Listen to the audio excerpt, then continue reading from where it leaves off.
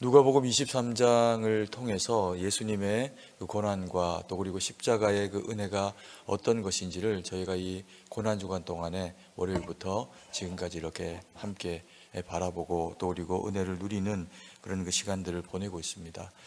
23장의 말씀 또 누가복음의 이 말씀을 통해서 보면은 예수님의 그 고난이 십자가로 그리고 내몰리기 전까지 참 숱한 그런 그 수치와 또 모욕과 또 마음 아픔을 경험하시면서 가게 된 것을 보게 됩니다. 이번 그 고난 주간의 말씀들을 준비하면서 이렇게까지 예수님께서 수치를 당하셨나라고 하는 생각들을 하게 될 정도로 모함을 당하기도 하고 또 그리고 희롱을 당하고 그리고 또 누군가가 변호해 주는 것 같지만 결국에는 자기들끼리 작당되어진 그 뜻 가운데서 놀아날 수밖에 없는 그런 그 연약한 그런 모습, 그래서 털 깎는 자 앞에 있는 그런 그 양과 같은 모습으로 예수님께서 보내시게 되는 그와 같은 그 순간들을 우리가 말씀을 통해서 본 바가 있습니다. 오늘 우리가 만나게 되는 누가복음 23장 32절에서 43절까지의 말씀에도 보면은 참으로 성실하게도 예수님을 조롱하고 괴롭히고 있는 사람들의 모습을 보게 됩니다. 백성들 그리고 또 관리들이라고 표현되어져 있는 사람들이 예수님을 비웃어서 저가 남을 구원하였으니 만일 하나님이 택한 자이면 그리스도이면 자신도 구원할지어다 라고 그렇게 이야기하면서 예수님이 십자가상에서 스스로를 한번 구원하는 모습을 보이는 것을 통해서 이제껏 말해오고 섬겨온 것처럼 당신이 그리스도이라면 그 능력을 우리 가운데 보여봐라 라고 하는 참 파렴치한 그런 그 이야기들을 하고 있는 것을 보게 됩니다. 그게 예수님의 턱 밑에서 되어진 이야기, 그리고 또 십자가를 지고 오시는 그 모든 과정 가운데서 되어진 이야기들이니 누군가가 이 얘기를 들었을 때 그리고 또 예수님의 귀에도 그 소리는 울려 퍼지고 있었을 겁니다. 그 조롱의 예수님은 여전히 또 침묵하시고 아무런 이야기를 하시지 않으면서 그들의 그 비난을 맞이하고 계시는 것을 보게 됩니다. 그리고 또 36절에서 38절에 보면은 군인들이 조롱합니다. 군인들도 희롱하며 나와 신포도주를 주며 이르되 내가 만일 유대인의 왕이면 내가 너를 구원하라 하더라. 그의 위에 이는 유대인의 왕이라 쓴 패가 있더라 라고 하면서 예수님에게 홍포를 벗기우고 그리고 매질을 하고 가시관을 씌우고 그리고는 골고다를 오르게 하면서 지칠 대로 지치고 힘든 그런 그 예수님에 대해서 끝까지 희롱하면서 이제는 마지막으로 정신이 혼미해지려고 하는 그와 같은 상황일 때 신포도주를 해용에다가 스폰지 같은 것에다가 묻혀서 예수님의 입에 대면서 먹고 정신 차리고 그리고 나서 너를 구원해봐라 라고 하는 그와 같은 조롱의 모습으로 나아가는 모습을 보여줍니다. 그리고 그 머리에는 유대인의 왕이라고 쓴 패가 있어서 이것은 유대인의 왕이다 라고 하는 것을 인정하는 것이 아니라 그가 그리 말했고 그것이 죄다라고 하는 죄패를 붙여놓은 모습으로 예수님을 끝까지 조롱하고 있는 군인의 모습들을 보게 됩니다. 여기까지만 봐도 참 가슴이 먹먹하고 그 광경을 보고 있으면 눈물이 날 것 같은 그런 그 상황인데 예수님하고 십자가에 함께 달린 두 사람이 있습니다. 예수님을 가운데로 그리고 좌우로 그렇게 한 사람 한 사람씩의 죄수가 달려 있는데 그 중에 한 행악자가 39절의 말씀 보면 이렇게 이야기합니다. 달린 행악자 중 하나는 비방하여 이르되 내가 그리스도가 아니냐 너와 우리를 구원하라 하되, 너와 우리를 구원하라 라고 이야기하면서 달린 행악자마저도 자신의 그런 그 죄 때문에 당연한 죽음과 십자가의 상황 가운데 처해 있는, 웬만하면 십자가의 죽음까지는 안 갔을 수도 있음에도 불구하고 그야말로 행악자라고 하는 누군가에게 얼만큼 큰 그런 그 상함과 해악을 미쳤길래 그곳에 함께 달리게 된 그런 그 죄수 중에 하나가 예수님을 조롱하면서 너가 그리스도인이 아니냐, 그리스도가 아니냐, 그러면 너와 우리를 구원하라라고 하는 그런 그 파렴치한 이야기를 하고 있는 것을 보게 됩니다. 그 이야기를 들으면서까지도 예수님이 보이신 모습은 뭐냐 하면 아무런 대꾸를 하지 않으시고 고스란히 그들의 그 비난을 들으시면서 그것을 삭혀내고 계시는 그런 예수님의 모습을 본문은 우리에게 보여줍니다. 그런데 거기에 한 사람의 대상이 등장을 해서 이와 같은 모든 상황들 가운데 있는 그 비방과 내가 그리스도가 아니냐라고 이야기를 하지만 그것은 너는 그리스도가 아니야 라고 하는 이야기와 똑같은 비방을 그의 그 귓가에 울려 퍼지게 만들고 있을 때 한 사람의 죄수가 예수님의 목마른 그런 그 목보다도 더 그 영혼의 갈증을 해결해주는 그와 같은 이야기를 하게 되는 것을 보게 됩니다. 다른 한 행악자가 예수님에 대하여 이야기를 하면서 당신의 나라에 임하실 때 나를 기억하시고 우리는 죄 때문에 달렸지만 그리고 그에 상응하는 그런 그 죄에 대한 대가를 받지만 이분은 죄가 없으시다 이야기하기도 하고 그러면서 당신의 나라에 이를 때 나를 기억하옵소서라고 하는 요청을 하게 되는 귀한 죄수의 그런 그 한 사람을 만나게 됩니다. 이것이 왜 귀한 일인가, 또 그것이 우리에게 어떤 의미를 가지는가, 그걸 우리가 이 본문의 말씀을 통해서 보고 또 마음에 새기게 될 텐데요. 이 죄수는 어떤 의미에서는 예수님의 최종적인 사역이 십자가에 달리시는 것으로 인해서 그 완성과 그리고 결론이 되어지는 그 과정 가운데서 예수님의 사역이 그동안에 보여줬던 그 성적표에 해당하는 그와 같은 내용의 사람이기도 합니다. 우리가 이 사람의 그런 그 구원받음과 죽음에 대해서 단순하게 생각하면 죽기 바로 직전에 예수님의 십자가에 함께 걸렸다가 요행히 구원을 받게 된 사람, 이렇게 이제 생각을 하게 될 그럴 그 확률도 있습니다. 그리고 그런 면도 사실은 있죠. 그래서 우리가 복음을 전하다가 보면은 가끔씩 복음을 완전히 거절하지는 않지만 내가 지금은 예수님을 못 믿겠다. 내가 세상이 너무 좋고 세상에서 누릴 수 있는 것들이 더 많기 때문에 지금 예수님을 믿으면 그것들을 다 포기해야 되니 지금은 내가 교회를 갈 수 없다. 그러나 죽기 전에는 한 달 전에 일주일 전에는 꼭 내가 예수님 믿을 터이니까 날 위해서 기도해달라. 정말 이렇게 말하는 사람들이 있더라고요. 근데 그것이 요행이 받는 구원에 대한 이 행악자 중에 한 사람, 이 사람의 이야기와 같은 이야기일 것 같지만 사실 그렇지 않습니다. 우리의 인생의 마지막이 언제 우리에게 주어질지, 우리가 사고로 이 세상을 떠나게 될지, 갑작스러운 병으로 이 세상을 떠나게 될지, 그리고 술을 다 누리다가 하나님 앞에 가게 될지 아무도 알 수 없는 인생이 우리 연약한 인생이 가지고 있는 책임질 수 없는 우리의 생명에 대한 모습입니다. 그래서 우리가 일찍부터 하나님 앞에 부름받아서 신앙생활을 하고 또 그리고 주를 그리스도라 고백하며 하나님의 말씀을 먹고 살아가며 순종하며 살아갈 수 있다는 것은 굉장한 특권이고 잠깐 믿고 구원받는 이 사람이 요행이 받는 구원보다 훨씬 더 값지고 비교할 수 없는 삶을 살아가는 것이라 이것이 더 큰 은혜라는 겁니다. 그래서 우리가 주님이 우리의 그 십자가를 우리를 위해서 대신 지시고 그리고 죽으시고 부활하신 일이 우리에게 얼마나 값지고 큰 일인지를 우리가 마음 가운데 새기고 돌아보아야 할 필요가 있다는 겁니다. 우리가 이 사람이 고백하고 있는 이 내용, 이것은 단순히 자기의 구원을 이루는 그런 그 짧은 순간의 어떤 예수님과의 만남과 이야기가 아니라 이 사람의 이야기를 하는 것을 내용을 들어보면 짧은 이야기, 그 고통 가운데 목구멍에서 울려 퍼지는 이런 그 소리가 짧게 이루어지는 이야기이기도 하지만 그러나 그 안에는 놀라운 내용들, 예수님이 그간에 이스라엘 땅 가운데 오셔가지고 하셨던 사역에 대한 충분한 이해가 그의 그 영혼 가운데 녹아져 있으면서 되어진 고백이라고 하는 것을 보게 됩니다. 그래서 이것은 예수님께서 오셔서 3년간의 공생애를 갈릴리와 그리고 또 예루살렘을 중심으로 왔다 갔다 하시면서 그 사역들을 펼쳐내게 될 때 이것이 나는 복음을 듣지 못했다라고 자위하는 어떤 누군가가 원망함을 하나님께 돌릴 수 없도록 모든 이들이 소문 가운데서라도 먼 발치에서라도 예수님을 보고 그리고 예수님에게서 나온 그 입술의 말씀을 예수님에게서 듣거나 아니면은 또 다른 그 말씀을 들은 누군가에게 전파되어서 받았는데 그 받은 내용이 얼마나 온전하게 행악자 죄인에게까지도 이 메시지가 정확하게 전달됐는지를 예포해서 나타내 보여주고 있는 그런 그 중요한, 예를 들어서 설명해주고 있는 중요한 그런 그 인물이라고 볼 수 있습니다.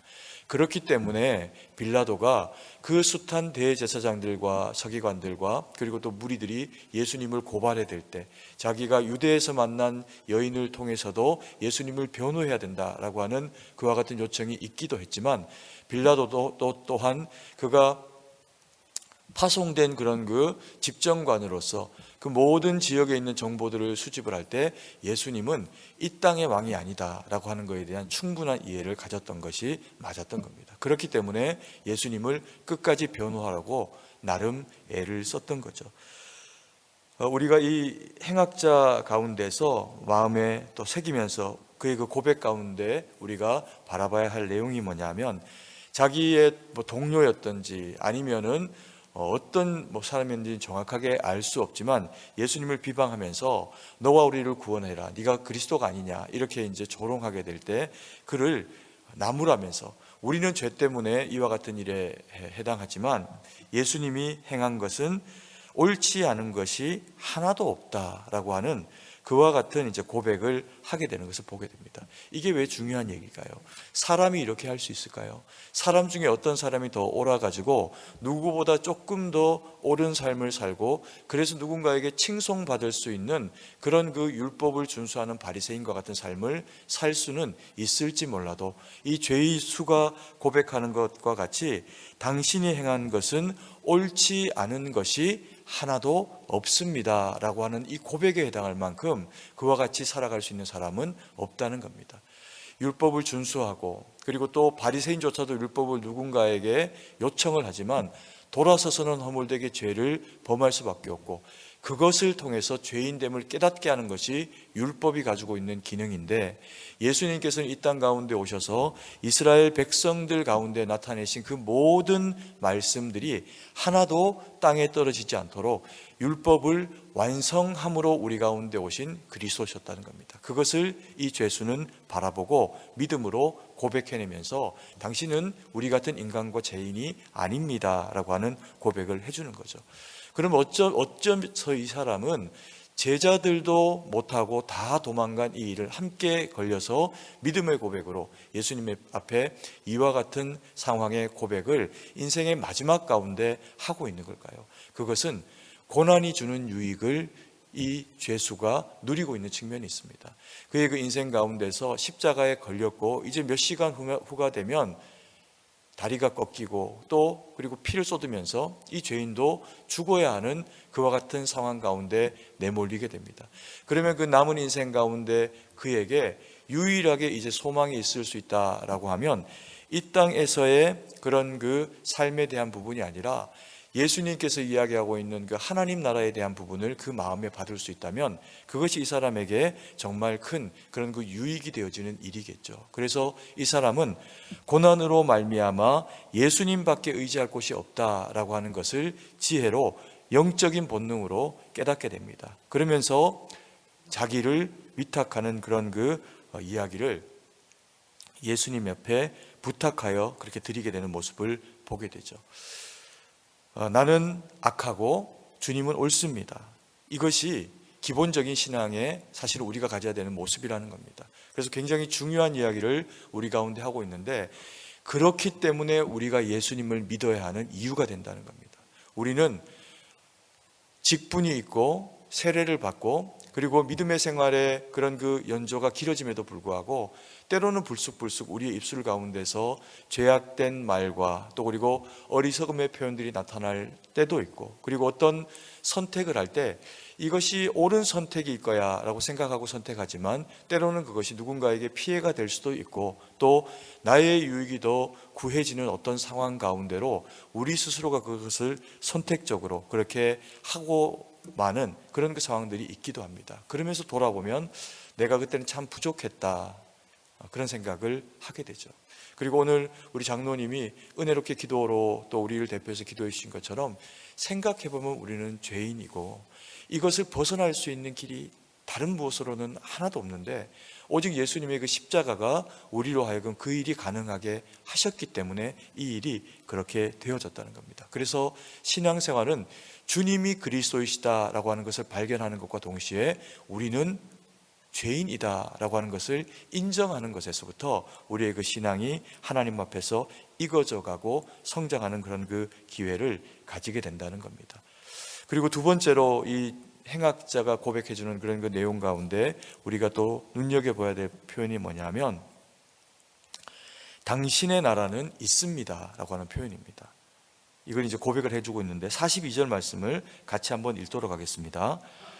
이르되 예수여 당신의 나라에 임하실 때에 나를 기억하소서 하니, 여기에 보면은 당신의 나라에 임하실 때라고 해서 이 땅에서의 생명이 모든 게 끝이 아니다.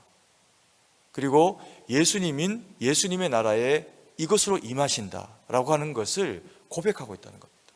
놀라운 내용이죠.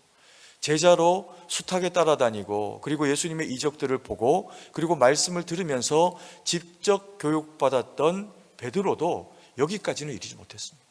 그래서 주는 그리스도시요 살아계신 하나님의 아들입니다 라고 고백을 했다가 예수님의 그런 그 고난에 대한 이야기를 듣자마자 그가 예수님을 만류하면서 그와 같은 일이 절대로 일어나서는 안 됩니다 라고 이야기를 했다가 사단아 내 뒤로 물러나라 라고 하는 그런 그 예수님의 경고를 얻게 되죠. 죽음으로 말미암아 하나님의 나라에 들어가게 되는데 그게 진짜 하나님의 나라라는 겁니다.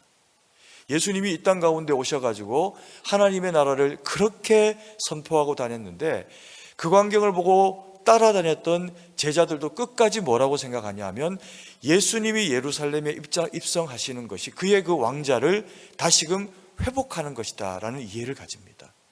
그렇기 때문에 예수님의 십자가를 놓고 그 일이 하루하루 다가올 때 제자들이 보여줬던 모습이 뭐냐 하면 그 중에 누구 한 사람 예외 없이 그 나라가 우리 가운데 진짜 이루어지는 나라가 되면 나는 거기에서 너보다 높은 위치에 올라갈 거야.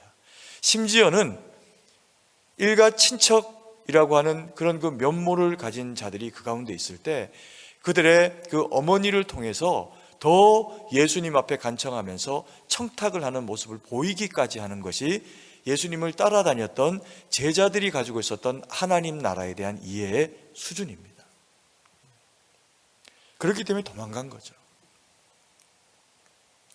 그런데 이 십자가의 한편의 행악자 강도가 보여주고 있는 이해, 그 신앙의 고백은 뭐냐면 당신은 이제 당신의 나라에 이르실 겁니다. 그렇게 말씀해 오셨고 이스라엘 백성들 가운데 하나님의 나라가 너희 가운데 이르렀다. 세례 요한은 하나님의 나라가 가까웠다. 예수님은 너희 가운데 하나님의 나라가 이르렀다 말씀하셨던 주님의 그 통치하심과 그리고 장차 올라가심으로 언젠가는 우리에게 약속하셨기에 반드시 오실 그 하나님의 거룩한 나라의 임재로 우리 가운데 오실 것을 예수님의 그 고백을 이 사람은 영적인 눈을 뜨고 그것을 믿음으로 바라보고 예수님 앞에 고백하고 있다는 겁니다. 이게 어떻게 가능했을까요?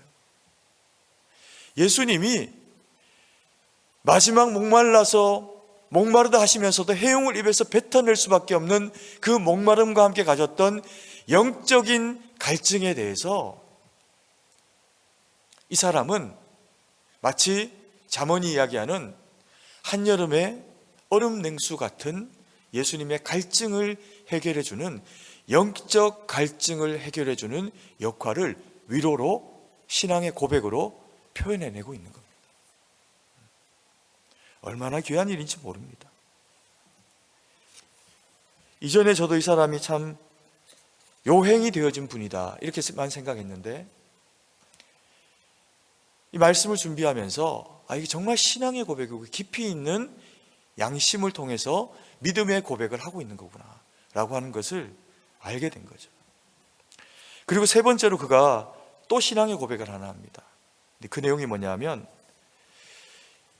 그 나라에 임하실 때 나를 어떻게 해달라고요? 기억하소서 이렇게 이야기합니다. 42절 말씀을 중요한 말씀이니까 같이 다시 한번 읽도록 하겠습니다. 이르되 예수여 당시의 나라에 임하실 때에 나를 기억하소서 하니. 그 십자가 한편에 달렸던 신앙 고백을 하고 있는 이 죄수가 어떤 삶을 살았는지는 알 수가 없습니다.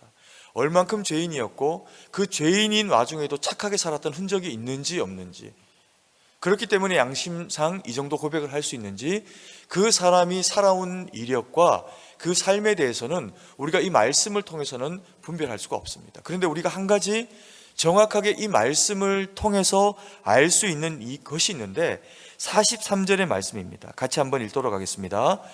예수께서 이르시되 내가 진실로 내게 이르노니 오늘 내가 나와 함께 낙원에 있으리라 하시니라. 똑같은 죄인으로 행악자의 모습으로 예수님을 가운데 두고 좌우로 십자가에 달렸던 이 두 사람 중에 한 사람은 자기 길로 가고 한 사람은 오늘 이 말씀이 명확하게 뭐라고 이야기를 하냐면 당신의 나라에 임하실 때 나를 기억하소서라고 말씀을 드렸더니 예수님께서 그에게 보증 약속을 해주시는데 내가 진실로 내게 이르노니 참으로 내게 이르노니 진짜 너에게 말씀하노니 오늘 내가 나와 함께 낙원에 있으리라 하시니라. 신앙 고백하고 믿음으로 하나님 앞에 그것을 고백하고 자신의 죄인됨을 깨닫고 그보다 훨씬 비교할 수 없는 참 진리요 의인 되신 예수님 앞에 자신의 영혼을 위탁했더니 그 영혼이 어떻게 된 겁니까? 낙원에 주님과 함께 이르게 되는 그 놀라운 은혜 가운데로 들어가게 됐다는 겁니다. 인간이 구원받고 이 땅에서 어떤 의로움으로 살아갔다고 하더라도 하나님 앞에서는 다 죄인이요, 유일하게 우리가 주님 품 안에 들어갈 수 있는 유일한 그 길은 양의 문이 되어 주셔서 우리를 양이라 하시고 우리를 이끌어 세우시고 우리를 그곳에서 맞이하시는 예수 그리스도의 그 보혈의 공로와 그 은혜로만 우리는 하나님의 낙원 가운데 들어갈 수가 있다는 겁니다. 이 고백이 우리에게 어떤 내용을 이야기해 줄까요? 전체적으로 이 사람이 하는 그 고백을 우리가 우리식의 표현으로 하면 주님의 통치를 인정하여 믿음으로 드리는 간청은 주와 함께함을 이끌어낸다는 겁니다. 그래서 이것이 구원받는 믿음이 어떻게 흘러가야 하는지를 우리에게 보이기도 하지만 이 땅을 살아가는 동안에 우리가 믿음의 태도를 어떻게 하고 살아가면서 때때로 우리가 삶 가운데 만나게 되는 이 고난과 힘겨움과 절망의 순간을 만날 때도 우리가 주님 앞에 어떤 태도로 무엇을 구하고 최종적으로 어떤 기대를 가지고 구할 때 주님이 우리와 함께 하시는지를 행악자의 물음과 예수님의 대답 가운데서 설명해 주고 있다는 겁니다. 하나님의 나라, 주님의 통치, 목숨의 마지막 남은 호흡으로 올려드리는 간청, 그것을 주님이 뭐라고 표현하십니까? 내가 오늘 나와 함께 낙원에 있으리라. 아멘이십니까? 42절의 말씀에 이르되 예수여 당신의 나라에 임하실 때 주님의 통치를 인정하는 이 고백을 할 때 나를 기억하소서 믿음으로 간청하니 43절에 예수께서 이르시되 내가 진실로 내게 이르노니 오늘 내가 나와 함께 낙원에 있으리라.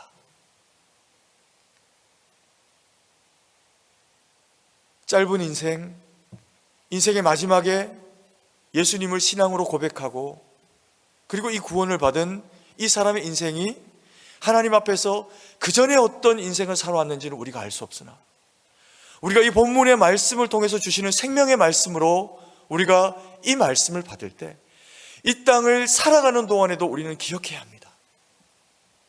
무엇을요? 하나님은 통치하신다. 성령은 우리의 심장을 통치하신다. 우리의 삶은 여전히 곤고하며 때로는 십자가에 내몰려 있는 것과 같은 어려움과 상황들을 맞이할 때도 있고 그리스도인으로 의롭게 하나님의 심장을 가지고 세상 가운데 섰더니 네가 그리스도인이냐? 네가 정말 그리스도인이냐? 조롱하기도 하고 억압하기도 하고 힘겹게 만들기도 하는 세상과 맞닥뜨리기도 합니다.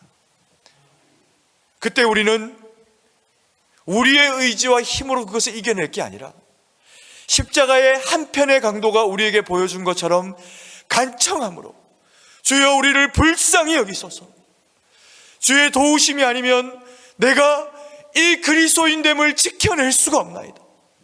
성령 하나님, 내 자녀를 지켜주시고 내 남편을, 내 아내를, 내 부모님을 지켜주셔서 믿음으로 저들이 고백하며 믿음으로 저들이 하나님 앞에 성령의 충만을 힘입어 주님 앞에 설 수 있는 기회를 가질 수 있도록 내 이웃을 위해서 복음을 전하며 간청하며 주님 앞에 아뢰게 될 때 삶의 길이, 영혼의 생명의 길이, 영원한 산 소망의 주님과 함께하는 그 낙원이 우리에게, 우리의 이웃에게, 우리의 자녀들 가운데, 우리의 부모님 가운데 이루어지게 된다는 겁니다. 여러분, 그래서 주님이 어제 그렇게 말씀하신 겁니다. 뭐라고요? 너희와 너희 자녀를 위해서 울어라. 우는 것보다 간절한 것이 있을까요? 아들의 취업을 위해서, 딸의 또 다른 과정을 위해서 우리가 하나님 앞에 눈물로 간절히 기도해 주는 것도 그들을 위해서 해야 할 일이거니와 그들의 영혼이 잘 되어서 주님 앞에 범사에 잘 되고 우리가 살아왔던 이 믿음의 길, 고단한 세상에서 주님 붙잡고 살아야 되는 그 유일한 인생의 참된 길을 그들에게 일깨워 주는 것, 그 방법은 울며 기도해 주는 것밖에 없다는 겁니다. 고난주간 예배로는, 새벽 예배로는 오늘이 마지막 예배입니다.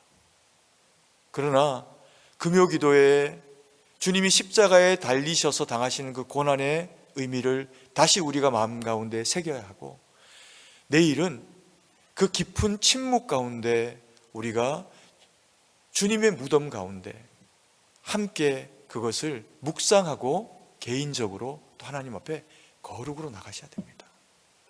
그리고 주일날 부활하신 그 주님을 우리가 예배 가운데 다시금 만나게 되겠죠. 1년의 이 모든 과정 가운데 하나님은 우리와 분명히 함께하고 계시고 우리의 마음을 받으시고 각 전도의 찬양을 받으셨고, 그리고 간절히 주님 앞에 올려드리는 그 기도를, 울며 올려드리는 기도를 주님이 받으실 겁니다. 이 시간 우리 찬양 드리며 하나님 앞에 기도하고 나아갈 때 전심으로, 마음으로 주님 앞에 간청함으로 나아가는 저와 우리 사랑하시는 성도님들 되기를 간절히 소망합니다. 그리고 나라를 위해서, 교회를 위해서 주님 앞에, 더 우리 자녀 세대를 위해서 기도해 주시고 개인적인 기도 제목으로 주님 앞에 깊이 나아가며 하나님 영광 돌리는 저와 우리 사랑하시는 성도님들 되기를 간절히 소망합니다. 예수의 피를 힘입어서 주의 보좌로 나아가기를 원합니다. 주의 보좌로 나아갈 때 어떻게 나가야 할까? 나를 구원하신 주의 십자가, 그것을 믿으며 가네.